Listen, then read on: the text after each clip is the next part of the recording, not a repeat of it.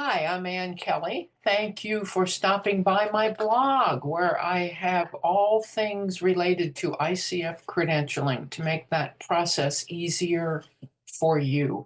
And I have a really exciting guide that's just come out from the ICF called the ICF Credential Renewal Guide.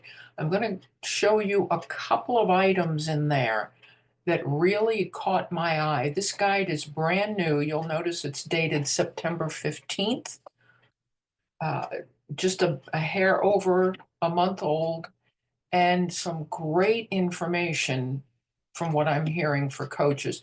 I'm going to jump ahead to the credential upgrade policy, which I think you may be excited to hear about. And also, I want to talk about the extenuating circumstance policy. Those are on pages 10 and 11. A copy of this document's available in the blog below. So have a look at that. There's lots of other good information.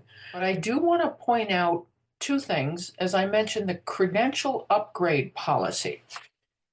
So I talked to, of course, a lot of coaches coming in, getting their initial ACC, going from ACC and renewing that, and then deciding when do I apply for my PCC?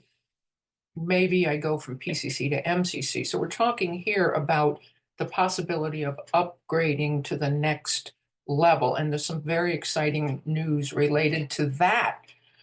This brand new credential upgrade policy supports coaches who apply for a higher level credential within 1 year of the expiration date. So if that fits you or someone you know, should I apply? Should I just renew or apply? The ICF heard you, and they will extend your active certification for up to 12 months. That takes a lot of the pressure off of coaches trying to decide between those two.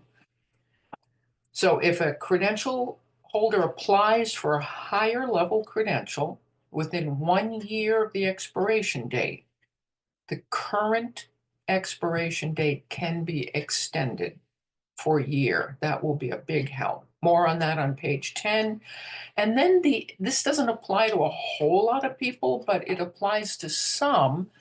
The extenuating circumstances policy. I know two coaches I've spoken with very recently that were very happy to hear about this. So this is about credential holders who are unable to meet the requirements because life happens.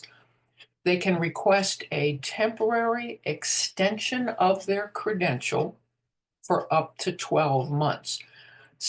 Listen, if you got extenuating circumstances, contact them, ask. But some of the ones they list here are serious personal illness, family emergency, long-term medical disability. So if you don't fit exactly into this, contact them anyway and say, here's what life has been like for the last few years as I try to maintain my credential. Lots of other great information in there. Again, I encourage you to check it out. And then please do stop by my blog frequently and check out additional information. The ICF is coming up in response to our request, more and more ways for us to obtain and maintain that credential. And I am available to you as the credentialing confusion buster as well, if you'd like to have a chat and see, do some of these apply?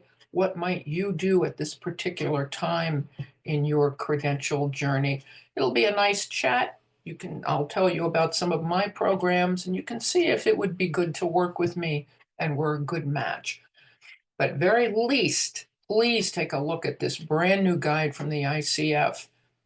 There is something in there for just about every coach I know. That's it for today. Thank you so much for joining.